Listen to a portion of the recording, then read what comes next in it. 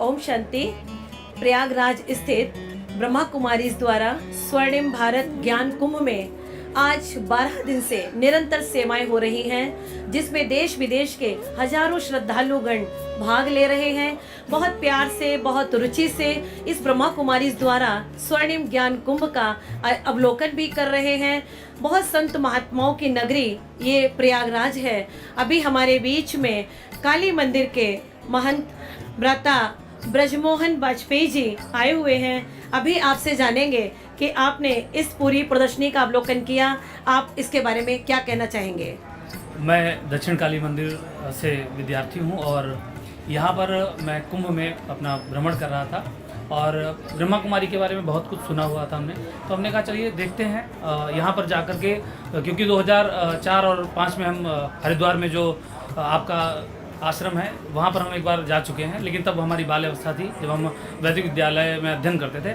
उसके बाद हमने आज विचार किया, देखते हैं कि वर्तमान में किस तरह से जो आप लोगों का जो ज्ञान गंगा बहाई जा रही है, देखते हैं क्या है। तो फिर यहाँ पर हम आए और हमने यहाँ पर देखा जो सतयुगी सनातनी संस्कृति है उसके बारे में बहुत ही आसान तरीके से, सरल तरीके से, जो हर एक आज के जनमानस को समझ में आए, इस तरीके से प्रदर्शनी के माध्यम से समझाया गया है कि हम अपने काम, क्रोध, लालच, अहंकार और पैसे के चक्कर में जो हम लोग सनातनी संस्कृति को भूल गए हैं, हमारे अपने परमपिता परमात्मा को जो भूल गए हैं, जो एक तरीके की इंसानियत है, हम उसको भूलते जा रहे हैं। यहाँ पर वो बहुत सरल तरीके से समझाया गया। उसके बाद हमारी जो बहनें हैं, मैं बहुत धन्यवाद करना चाहूँगा। और देखिए, आपको ईश्वर ने ही चुना है इस कार्य के लिए।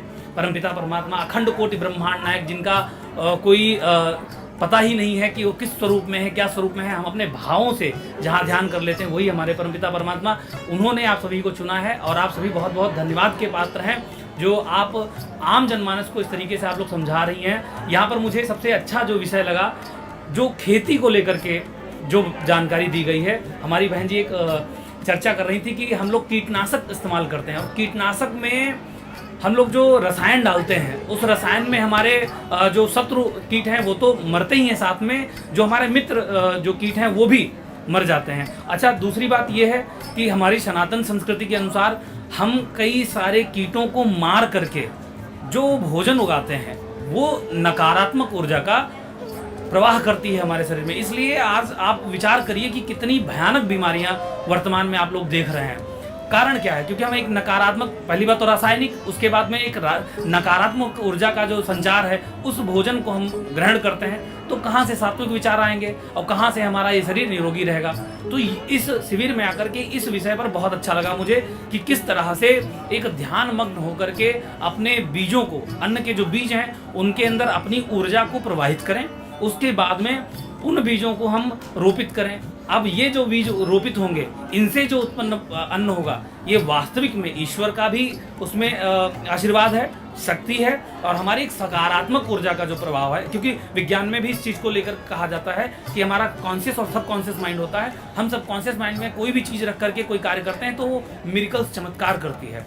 अब यहीं से हम अगर ध्यान करके, जिस तरीके से हमारी बहनों ने बताया, ये बात मुझे बहुत अच्छी लगी। बार बार मैं रिपीट करता हूँ कि ये बहुत सरल तरीके से समझाया है। ये बहुत बृहद विषय है लेकिन बहुत सरलता के साथ समझाया।